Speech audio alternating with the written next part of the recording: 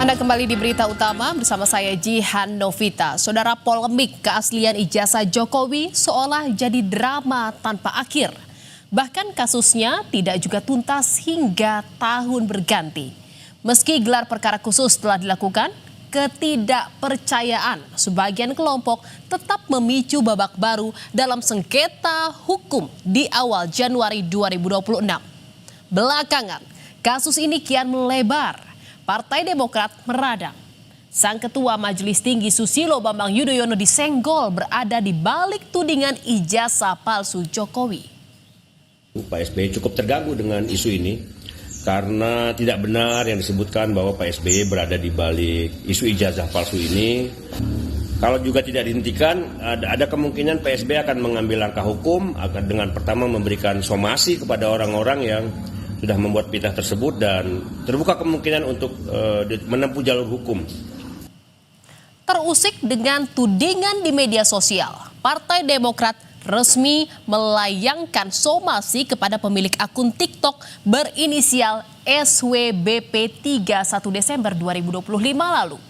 Somasi ini sebagai respon terhadap tudingan bahwa Presiden ke-6 Republik Indonesia Susilo Bambang Yudhoyono adalah dalang di balik isu ijazah palsu Jokowi. Partai Demokrat meminta akun tersebut meminta maaf dan memberikan klarifikasi secara terbuka. Pak SBY tidak terlibat dan tidak pernah berada di balik isu ijazah Pak Jokowi.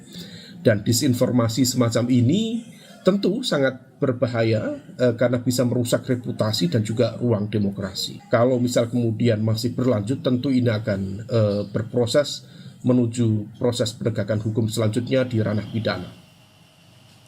Langkah Partai Demokrat mensomasi 4 akun media sosial didukung Roy Suryo, saudara, tersangka kasus tudingan ijazah palsu Presiden ke-7 Joko Widodo. Bahkan Roy menyebut akun-akun tersebut seringkali menyebarkan hoaks atau berita bohong. Saya ingin juga memberikan dukungan serupa kepada salah satu partai yang sudah melakukan somasi dan juga akan melayangkan tuntutan kepada beberapa akun di TikTok dan juga di YouTube ya. Dan juga di antara mereka ada yang terlibat atau bahkan menjadi ketua dari gerombolan Ceboker Nusantara. Jadi jelas Fufu Fafa ada di balik mereka. Jadi sekali lagi untuk partai tersebut maju terus. Tudingan yang mengarah ke Partai Demokrat bermula dari pernyataan relawan-relawan Jokowi. Ketua Umum Solidaritas Merah Putih Sylvester Matutina menyebut Roy CS hanyalah pion-pion dari tokoh besar yang ingin memecah belah Prabowo Gibran. Bahkan saudara, Sekjen Pradi Bersatu Ade Darmawan secara gamblang memberikan petunjuk warna parpol di balik isu ijazah palsu Jokowi. Ya, seluruh Indonesia sudah melihat tampilan saya hari ini, saya berbaju apa gitu, ya kan?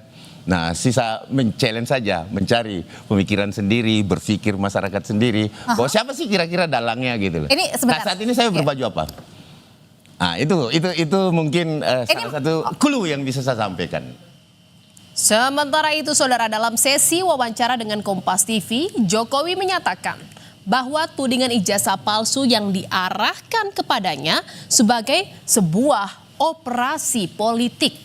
Pasalnya, tudingan ini sudah bergulir selama 4 tahun dan tak kunjung selesai.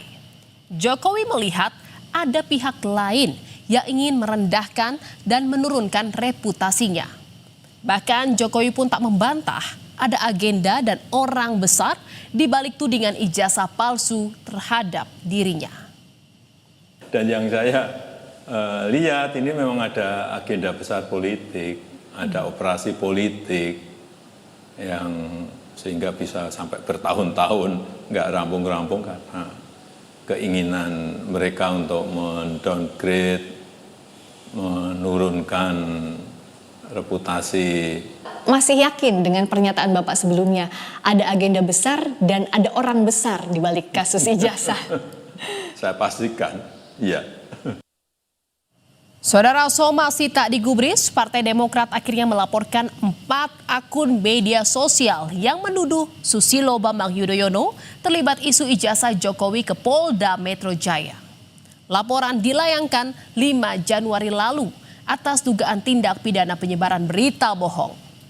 4 akun media sosial yang dilaporkan adalah kanal YouTube @agrifanani, Bang Boy, dan Kajian Online, serta TikTok Sudiro Wibudius MP. Laporan disertai dengan bukti-bukti pendukung. Saudara, kasus tudingan ijazah palsu Jokowi pun kian melebar. Setelah Partai Demokrat, giliran Roy Suryo melaporkan 7 orang pendukung Jokowi atas dugaan pencemaran nama baik ke Polda Metro Jaya. Roy membagi laporan dalam 2 klaster, yakni tuduhan ijazah palsu miliknya serta tuduhan keterlibatan dalam korupsi Hambalang.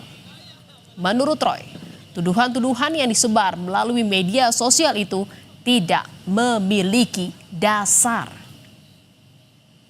Dan saya telah melaporkan 7 orang. 7 orang itu ada rincinya, tapi yang dalam laporan ini memang disebut dan kawan-kawan. Para pendukung Joko Widodo itu kemudian membalik begitu saja, mengatakan ijazah saya palsu. Ada yang mengatakan ijazah S1 saya palsu, ada yang mengatakan ijazah S2 dan S3-nya juga palsu. Dan nanti saya akan... Di tengah panasnya situasi, saudara, gebrakan baru dilakukan Egy Sujana dan Damai Hari Lubis, 2 tersangka pencemaran nama baik Jokowi. Keduanya justru sowan ke rumah Jokowi. Pertemuan yang dilakukan di Solo, Jawa Tengah itu berlangsung tertutup. Soal sikap Egy ini sebelumnya sudah pernah diungkap oleh kuasa hukum Egy Sujana pasca gelar perkara khusus. Saat itu, polisi menunjukkan ijazah Jokowi pada para tersangka. Saya kaget. Semua saya lihat asli. Asli ijazah ya. Kalau asli itu punya Pak Jokowi, itu nggak urusan saya. Karena saya nggak mampu membandingkan dengan yang lain. Menurut pihak kepolisian itu asli, bagi saya itu asli.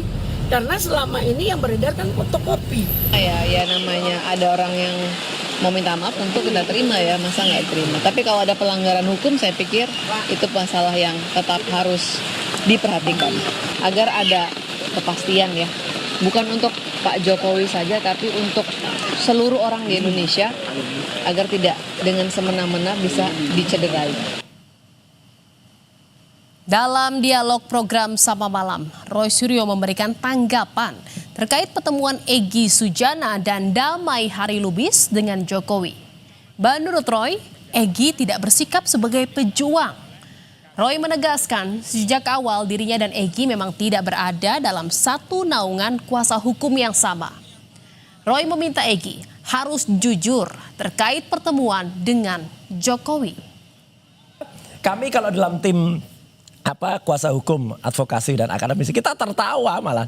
Oh, cuman segitu tuh akhirnya kalian berdua itu. Gitu loh. Kita kan menertawakan aja mereka. Ini untuk menertawakan Bang Egy dan juga Bang Damai. Iya, kenapa? ternyata cuman sampai segitunya. Itu bukan pejuang namanya, tapi pecundang. Untuk baiknya, Egy harus menerima telepon dari redaksi. Jadi udah pecah dong nih kongsinya. Kenapa? Kongsinya udah pecah. Dari dulu memang kami nggak pernah saya tidak pernah bersama-sama dengan Egy dalam satu kuasa hukum, nggak ada. Egy harus jujur. Sebutkan juga siapa orang lain yang ada dalam pertemuan itu. Saudara, dengan sikap Roy Suryo CS yang tidak percaya dengan keaslian ijazah Jokowi, maka proses hukum pada akhirnya akan berlanjut ke pengadilan. Sikap Roy Suryo CS rupanya ini sejalan dengan Jokowi.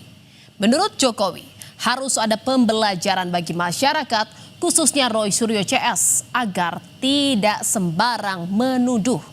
Bahkan Jokowi berjanji akan menunjukkan ijazah asli saat proses peradilan berlangsung. Saya kira untuk pembelajaran kita memang lebih baik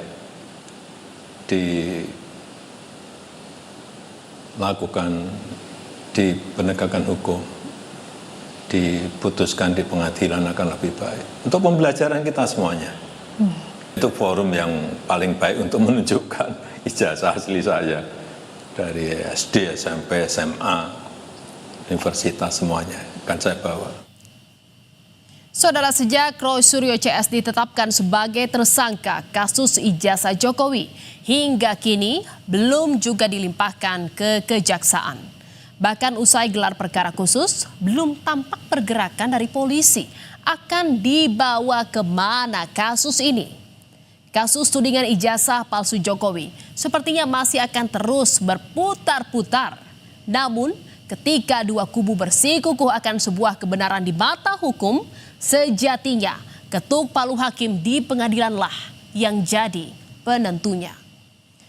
Saudara, berita utama masih akan kembali seusai jeda dengan informasi mengenai jembatan penyeberangan darurat putus saat warga dan relawan mengantar bantuan logistik. Akibatnya, warga dan relawan jatuh ke sungai. Tetaplah di berita utama.